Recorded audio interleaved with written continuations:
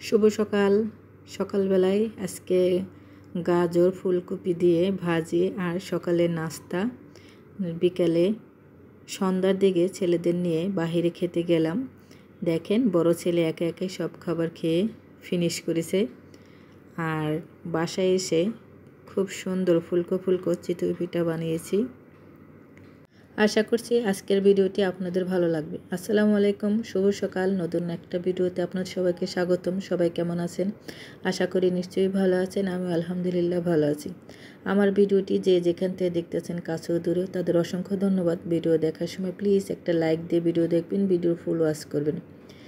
আর আমার ইউটিউব চ্যানেলটা সবাই সাবস্ক্রাইব করবেন। যারা করেছেন তাদের তো অসংখ্য ধন্যবাদ, যারা করেননি নতুন প্লিজ আমার ইউটিউব চ্যানেলটা সাবস্ক্রাইব করবেন। তো সকালবেলায় ভাজি চড়াই দিয়েছি, গাজর ফুলকপি মূলা আলু দিয়ে ভাজি আর ফুলকো ফুলকো রুটি। এই যে রুটির খামিটাও আমি করে নিয়েছি, এখন রুটি বানাবো। আর ভাজি চুলায় দিয়েছি, ভাজি করতেছি। এক চুলায় ভাজি আর এক চুলায় রুটি।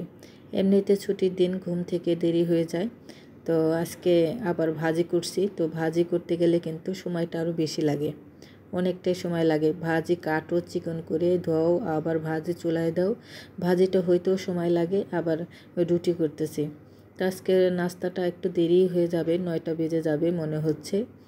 তো এই তো আমার রুটি বানানো হয়ে গেছে। দেখেন 2টা রুটি নিয়েছি, ভাজি নিয়েছি। ভাজির কালারটা কিন্তু মাশাল্লাহ মাশাল্লাহ অনেক সুন্দর হয়েছে, আর খেতেও কিন্তু দারুণ হয়েছে।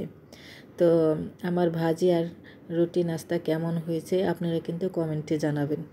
খেতে কিন্তু ভালো হয়েছে, সেই কমেন্টটা কিন্তু আমিই করে দিলাম, কারণ আপনারা তো আর খেতে পারবেন না, দেখতে পারবেন। তো আমি তো খেয়েছি, নাস্তাটা আলহামদুলিল্লাহ অনেক ভালো হয়েছে। তো এই তো আমি খাচ্ছি, আর রায়নের আব্বু খাচ্ছে ভাজি, আর ছেলেরা খাবে চা রুটি। তো ওদের জন্য চাও বানাইছি। আমার চা বানানো হয়ে গেছে, ছেলেরা চা রুটি খাচ্ছে। সকালে নাস্তা করে দুপুরে রান্নার আয়োজন করতে আসলাম। এই যে আজকে রান্না করব তেলাপোয়া মাছ ফুলকপি সিম দিয়ে। তো মাছ ভালো করে ভেজে নিয়েছি, আর এখন সিম আর আলু ফুলকপি তেলের মধ্যে দিয়ে দিলাম। প্রথমে কিন্তু কালি জিরা ফোড়ন দিয়েছি, তারপর ফুলকপি সব সবজি দিয়ে একটু ভেজে নিব। ভেজে তারপর এক এক করে মশলা দেব, হলুদের গুঁড়ো, মরিচের গুঁড়ো, আদা রসুন বাটা। এখনও ভালো করে ভেজে নেব। ফুলকপিটা যদি ভেজে রান্না করা হয় খেতে কিন্তু ভালো লাগে। তো আমি পাঁচফোড়ন না জিরা ফোড়ন দিয়ে তারপর একটু সবজিগুলো ভেজে নিয়েছি তেল দিয়ে, তারপর আদা রসুন বাটা মশলা দিয়ে ভালো করে কষিয়ে এখন পানি দিয়ে দিলাম। এইভাবে রান্না করলে কিন্তু খেতে বেশ ভালো লাগে। এই তো দেখেন তরকারিটা কিন্তু আমার হয়ে গেছে, আর একটু ঝোলটা শুকিয়ে নামিয়ে নিব। আর এদিকে দেখেন আমার ছেলেরা কি দুষ্টুমি করছে, 2 ভাই মিলে দেখেন। একজনের পিছে চড়ছে, তাও বসে নাই, দাঁড়িয়ে আছে। আর একজন চালাচ্ছে, মেজো ছেলে চালাচ্ছে, আর ছোট ছেলে এই যে দাঁড়িয়ে আছে। পড়ে যাবে কি না সেই ভয় নেই। মাশাল্লাহ মাশাল্লাহ। আমি বলতেছিলাম যে চাকার মধ্যে পা দিয়ে আছে, চাকা তো ঘুরছে, পরে ওর পাটা পড়ে যাবে, তখন পায়ে ব্যথা পাবে, আবার ভেঙে যেতে পারে।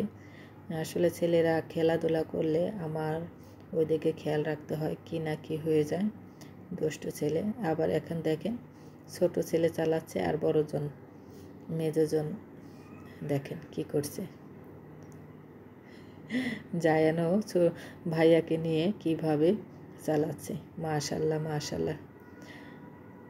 তো এখন হলো সন্ধ্যার টাইম, সন্ধ্যা 6টা কি 6:30 বাজে। তো এই যে সবাইকে রেডি করছি, আজকে বাহিরে খেতে যাব।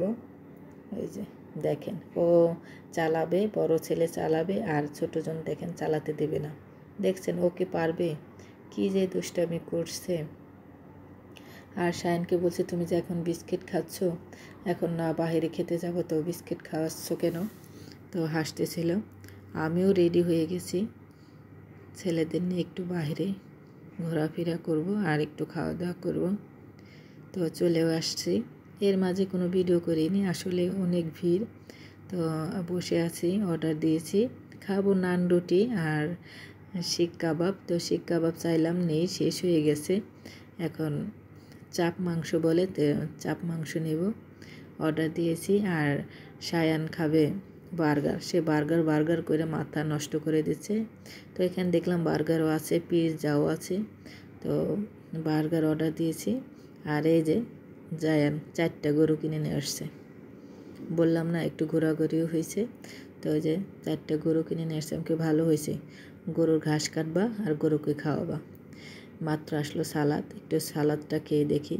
সালাদ সামনে থাকলে খেতে ইচ্ছে করে, খাবার একটু পরে আনলে অসুবিধা নেই, সালাদটা আগে খেয়ে দেখি। তো সব খাবার এসে গেছে, এই যে মুরগির চাপ, তারপরে নান রুটি, আর সায়ানের বার্গারও এসে গেছে।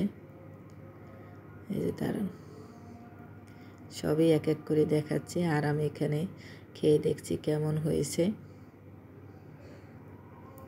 তো আমার ভিডিওটি যে যেখান থেকে দেখছেন, আবারও বলছি প্লিজ লাইক দিয়ে ভিডিও দেখবেন, ফুল ওয়াচ করবেন, ভুল ত্রুটি হলে ক্ষমার দৃষ্টিতে দেখবেন। রায়ানকে বলছিলাম কেমন হয়েছে, রায়ান বলে কি ভালো হয়েছে। ওই যে জায়ান একা একা খাচ্ছে। বাচ্চাদের নিয়ে মাঝে মাঝে ঘুরতে বের হওয়া লাগে, ঘোরাঘুরি করা লাগে, তো আসলে আমাদের এত সময় নেই, এর জন্য বেশি একটা ঘোরা হয় না। তো এই যে যতটুকু সম্ভব হয় ছেলেদের একটু ভালো সময় দেওয়ার চেষ্টা করি। তো সায়ানের বার্গার চলে আসছে, সায়ান বার্গার খাবে, আমিও খাচ্ছি, সবাই মিলে খাওয়া দাওয়া হচ্ছে। সায়ান বাসায় থেকে বলতেছিল যে ও বার্গার খাবে। তো আমি বলছিলাম যে আগে তো চলো, বার্গার খাবা না কি খাবার পরে দেখা যাবে। সে বায়না ধরে আছে বার্গারই খাবে, আমাকে চলো বার্গারই কিনে দেবো। তো ওই যে যাক, এক জায়গায় সব পাওয়া গেছে। আর আমার মনে চাচ্ছিল নান রুটি খাওয়ার জন্য, এর জন্যেই এই হোটেলটায় আসা। তো বার্গার পিৎজা এগুলো তো অনেকই খাওয়া হয়, তো নান রুটি হোটেলে বসে খাওয়া খুবই কম হয়, বাসায় নিয়ে খাওয়া হয়।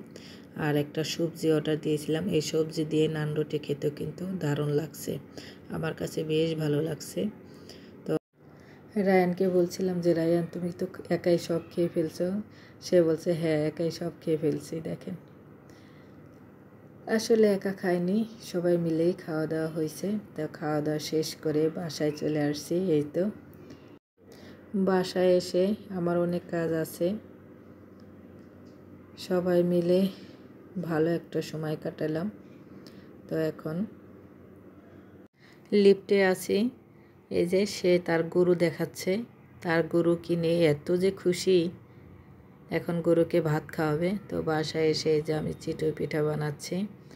তো ভাবছিলাম যে ভিজনা পিঠা বানাবো, তারপর রায়ান আব্বু বলতেছে যে খাবে না, তো আমি কয়েক খোলা চিতা পিঠাই বানাইছি নিজেই খাওয়ার জন্য। তো আর ভিজাই নেই, ভিজনা পিঠা বানাই নেই, দুধ চিতই করিনি, তো শুধু চিতই পিঠাই, মাংস ছিল মাংসটা খেয়েছি। আমার পিঠাগুলো কিন্তু দারুণ হয়েছে। আজকে পিঠা বানাতে বিদায় নিচ্ছি। সবাই ভালো থাকবেন, সুস্থ থাকবেন, দেখা হবে নতুন আর একটা ভিডিওতে। এ পর্যন্তই। তো আমার ভিডিও কেমন লাগলো, যদি ভালো লাগে সুন্দর মতামত কমেন্টে জানাবেন। তো এ পর্যন্তই, সবাই ভালো থাকেন, সুস্থ থাকেন, দোয়া করি সবাই আমার জন্য দোয়া করবেন। তো আজকে এ পর্যন্ত, আল্লাহ হাফেজ।